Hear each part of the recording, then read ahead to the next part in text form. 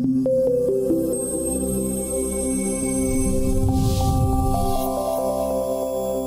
you going? Troy Parsons from the Podiatry Hive. Team versus staff.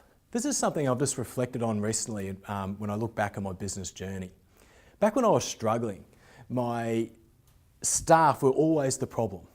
I was always blaming them for when things didn't go well. There was shame and there was justification. It was always their fault. They needed to work harder, they needed to do more, and they needed to be more motivated. Why didn't they care as much as me? It was always their fault. And I got to the stage where I actually started to resent them. I remember actually saying to Greg, my long-term mentor and co-founder of the Hive, Greg Gunther, that I just want to fire them all, go back to just me and an admin. It'd be so much easier, I'd make more money, and I wouldn't have to deal with these people who were ungrateful.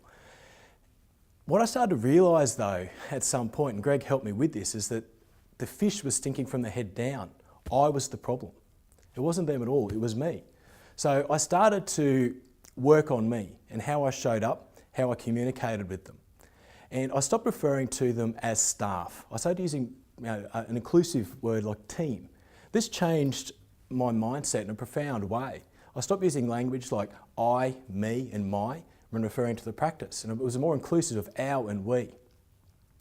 I stopped resenting them. I actually started respecting.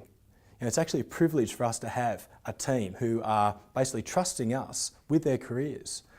So often when I talk to business owners and they're struggling with their staff, I get that feeling that I had that the fish is stinking from the head down, and that perhaps we need to show a little bit more respect to our staff and look at them more as a team where there's trust and there's integrity, and also we're there to inspire.